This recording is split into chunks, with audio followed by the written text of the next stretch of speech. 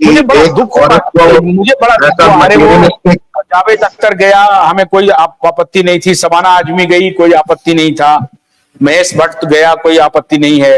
मैंने वहीदा रहमान को देख लिया इसके पॉडकास्ट में, बड़ा अफसोस हुआ मुझे, बहुत दुख हुआ। वहीदा, मैंने देखा तो नहीं है उस पॉडकास्ट को, लेकिन कोशिश कर रहे हैं ये सारे लोग मिलकर कि किसी तरह से इनका बिजनेस कुछ तो मतलब इनकी एक्टिविटी चले, किसी तरह से हम फील्ड में सामने रहें और अपने आप को एक तरह से लोगों के सामने धोखे के रूप में प्रसारित करते रहें, और लोग जो धोखे में हमेशा रहना चाहते हैं वो उनको चैनल को देखेंगे। मैंने तो आज तक, आपने बताया, आपके चैनल से मुझे पता चला, आपसे मुझे पता चला कि इसका कोई पॉडकास्ट है, वरना मैं तो कभी देखना नहीं चाहूंगा ऐसे व्यक्ति को जो व्यक्ति अपनी पत्नी को। देखा नहीं, अरबाज खान का पॉडकास्ट है, आपने देखा नहीं? रिया चक्रवर्ती भी पॉडकास्ट कर रही है, आपको मालूम नहीं है? क्या बात कर रहे हैं? अब कोई काम मिल नहीं रहा है तो सोशल मीडिया पर आकर के कुछ ब्रांडिंग कर लो अपनी, क्योंकि इसी बहाने कुछ ब्रांडिंग हो जाएगी। इसमें क्या पैसा मिलेगा पता नहीं, भाई लगा देगा पैसा, एक भाई पॉडकास्ट कर लो, दूसरा भाई पैसे दे देगा, फिर मार्केट बना लो, फिर सट्टा का अपना, शाम को तो सट्टा का खेल शुरू हो जाएगा, शाम को सट्टे का खेल शुरू हो जाएगा। हिरन कांड में शामिल, हिट एंड रन में शामिल, ये कितने लोग। ये सारे मुद्दे के बावजूद इस सलमान खान की जैसा एक बिजनेस है, इसका एक बाहर चलता है मुंबई में, तो ऐसे कई और बिजनेसेस होंगे।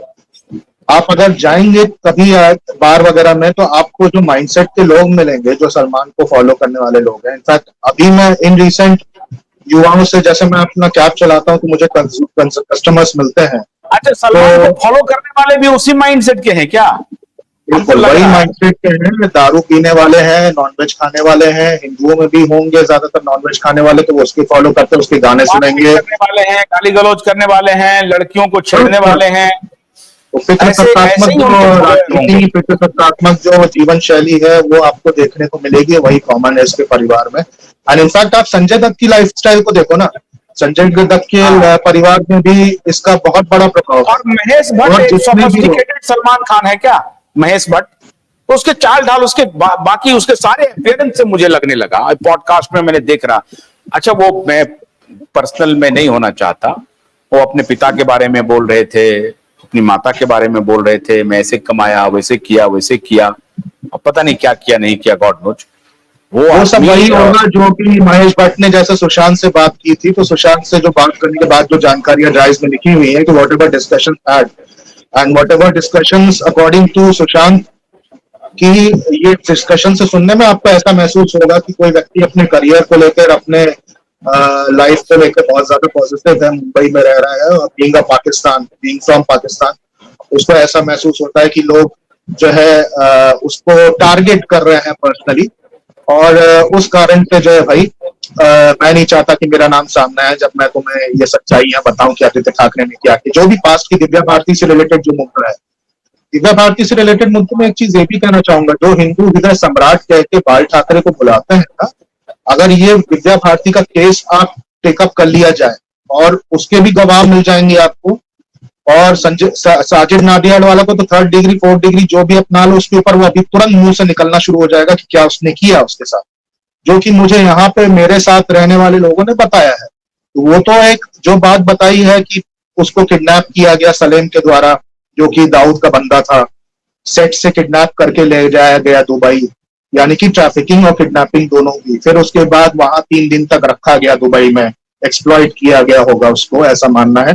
फिर उसके बाद साजिद नाडियाड वाले ने ढूंढा, सब जगह फोन किया। फिर उसके बाद एक व्यक्ति था कोई, उसके थ्रू शायद संजय दत्त या किसी के थ्रू कनेक्ट हुए, और फिर कनेक्ट होने के बाद रिक्वेस्ट की गई कि उसकी वाइफ कहाँ खो गई, तो बोलते कि आ जाएगी। फिर अगले दिन वो पहुंची, उसके बाद पहुंचने के बाद उसी दिन जब पहुंची है, शराब पिलाकर उसको 5वें मंजिल से नीचे फेंक दिया गया है। तो फेंकने वाला ऐसा बोला जाता है कि साजिद नाडियाड वाला है, ऐसा कि मुझे जानकारी एक गवाह के द्वारा मिली। मेरी बात अगर आप कहेंगे तो मुझे हालांकि राजनीति में कोई दिलचस्पी नहीं है, लेकिन ये सब जो बात आप कहते हैं ना, तो मुझे लगता है कि राजनीति में चले जाऊं, चुनाव लड़ दूं, जीत जाऊं, मंत्री बन जाऊं, होम मिनिस्टर बन जाऊं, और सबसे मुख्यमंत्री बन जाऊं, और सबसे पहला केस ओपन करूं दिव्या भारती का। मैं यही सोचा हूँ, मैंने यही सोचा हुआ, लेकिन मुझे बहुत मुश्किल लगता है। सोच रहे हैं ना, दिव्या भारती का केस जैसे ही खुलेगा ना, तो परवीन बॉबी का भी खुल जाएगा, ये जिया खान का भी खुल जाएगा। और अभी जो हमारे जो लोग आए थे, जो एक चीज आपको और बोलना चाहूंगा, आप इस हिंट को अगर समझने की कोशिश करें, दिव्या भारती जब मरी है, शी इज पब्लिकली नोन कि दिव्या भारती दलित घर से आई हुई लड़की, परिवार से आई हुई लड़की। एक दलित परिवार की लड़की को मरने के बाद आपने सिंदूर लगाकर, उसको साड़ी पहनाकर, उसको मंगलसूत्र पहनाकर आपने उसकी लाश को जो दूसरा रूप देने की कोशिश की है, और जो उसका पति है और सारे लोग हैं वो किस कल्चर से प्रभावित है, ये दुनिया जानती है। This is happening since the beginning. I got to understand कि ये जाके जो धर्म परिवर्तन अंदर अंदर होता है, लोग ऐसा मानते हैं कि धर्म परिवर्तन जो है जब तक आप नाम चेंज नहीं कर लेते तब तक नहीं होता, लेकिन मेरा मानना है कि जिस दिन आप उनके जैसे खान पान, उनके जैसे जीवन शैली, वेशभूषा, उस सब में जब कूदने लगते हैं ना, तो कहीं ना कहीं आपके अंदर से परिवर्तन होने लगता है, व्यवहार में परिवर्तन होने लगता है, आप इनसेंसिटिव बन जाते हैं। उस इनसेंसिटिवनेस में मांसाहार से होते हुए कब महिलाओं और बच्चे की तरफ आप इनसेंसिटिव बन जाते हैं, ये है वो जीवन शैली जिससे बार बार हिंट किया जाता है कि आप हिंसा से बचिए, हिंसक जीवन शैली से बचिए, खून के पदार्थ को खाने से बचिए। तो ये मुद्दा होता है जिसके कारण मैं कह रहा हूँ कि जो हिंट है कि दिव्या भारती अपने साथ हो रहे एक्सप्लॉयटेशन के बारे में जो उसके ड्राइव्स में लिखा हुआ है, कि जो वो देख रही है सामने, कोई बच्चा, कोई लड़का नया है, वो फिल्म इंडस्ट्री में 3rd या 4th ग्रेड के उसमें जो नीचे हेल्पर बॉयज या क्या वो शब्द यूज किया जाता है, मैं उसको वो नहीं कर पा रहा हूँ, याद नहीं कर पा रहा हूँ। जो हेल्पर के तौर पे नीचे जो स्टाफ्स होते हैं, एक्टर्स के नीचे जो काम करते हैं पूरे दिन, 800-1000 रुपए कमाने वाले लोग, उसको जो लालच दी जाती है कि आओ तुम्हें मेन रोल दे दिया जाएगा, उस मेन रोल के बदले में तुम अपना ये पार्ट, हिस्सा, बॉडी का ऑर्गन डोनेट कर दो। और वो बॉडी का ऑर्गन डोनेट करने के बाद Sajid Nadiadwala used to sell it in the Cooper hospital.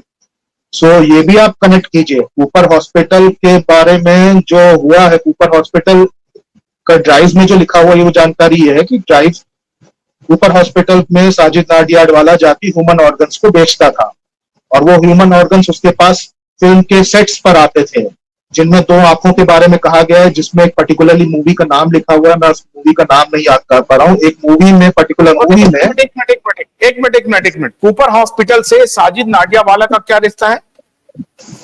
Drives की जानकारी के अनुसार जो मैंने पढ़ा था उसमें ये था कि कूपर हॉस्पिटल में साजिद नाडियाडवाला से रिलेटेड डॉक्टर्स जो कनेक्ट में रहे हैं रिलेशन में, वो ये ट्रैफिकिंग का काम, ह्यूमन ऑर्गन की ट्रैफिकिंग का काम करते हैं। And it is very surprising कि सुशांत का अंत भी उसी हॉस्पिटल में हुआ है, दिशा का अंत भी उसी हॉस्पिटल में हुआ है।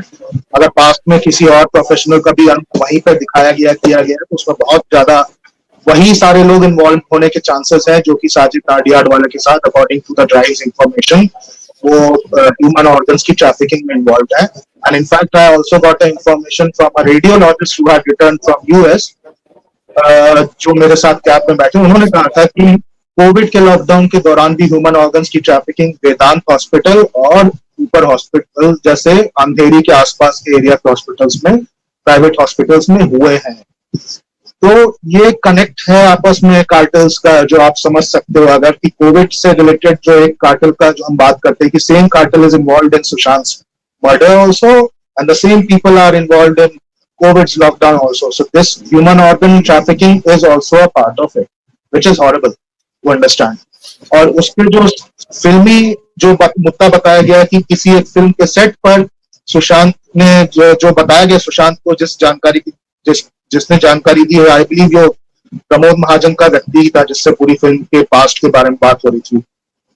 ये मुझे देखना पड़ेगा कि में एग्जैक्टली इंफॉर्मेशन किसने उसको दी, किसके साथ बातचीत हो रही थी, but according to that information एक फिल्म का नाम लिया गया बाकायदा। उस फिल्म के नाम के सेट में, जो साजिद नाडियाडवाला की फिल्म थी शायद, उसके सेट पर जो है 2 आंखें लाई गई थी ब्रीफ केस में भरकर, चिल्ड ब्रीफ केस था, उसमें 2 आंखें लेकर आए थे, और वो 2 आंखें जो है उस व्यक्ति ने ब्रीफ केस जो है साजिद नाडियाडवाला के हाथ में दिया है, और वो साजिद नाडियाडवाला उसको उस फिल्म सेट से ऊपर हॉस्पिटल लेकर गया।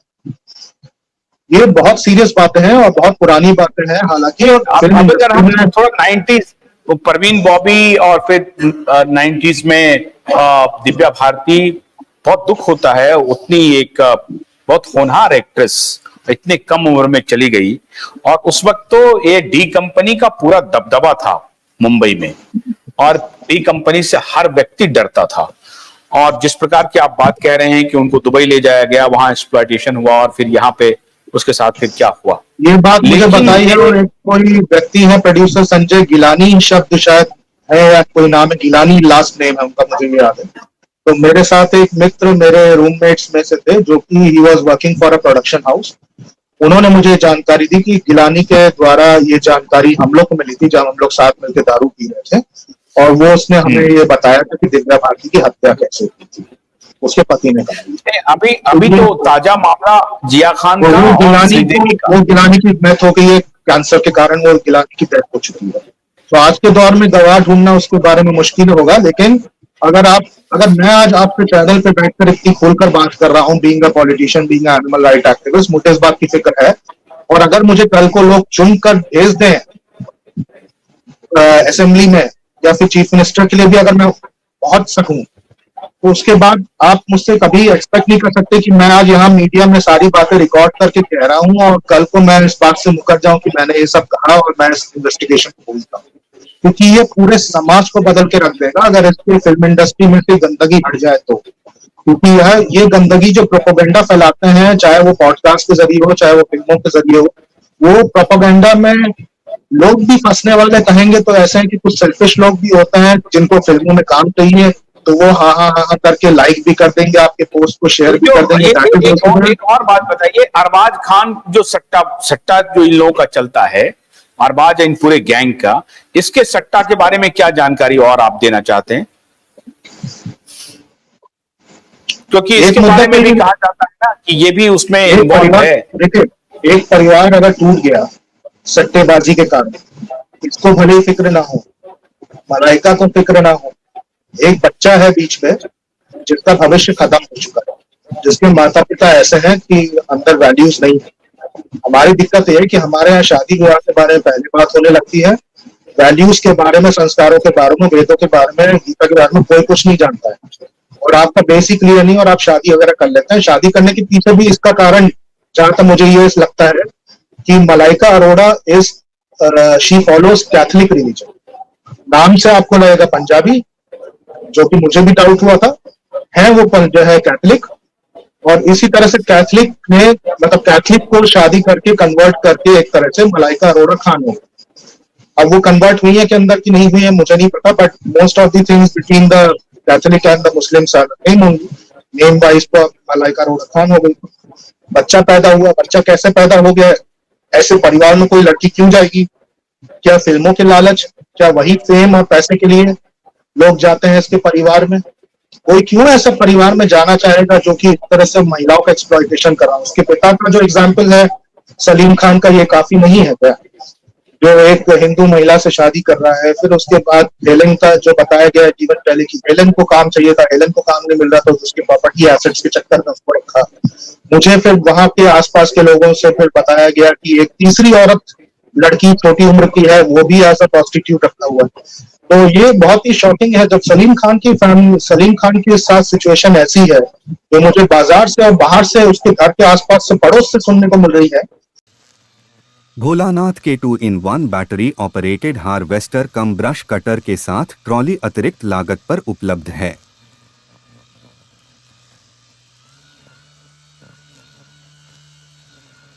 अधिक जानकारी के लिए कृपया दिए गए नंबर पर कॉल करें।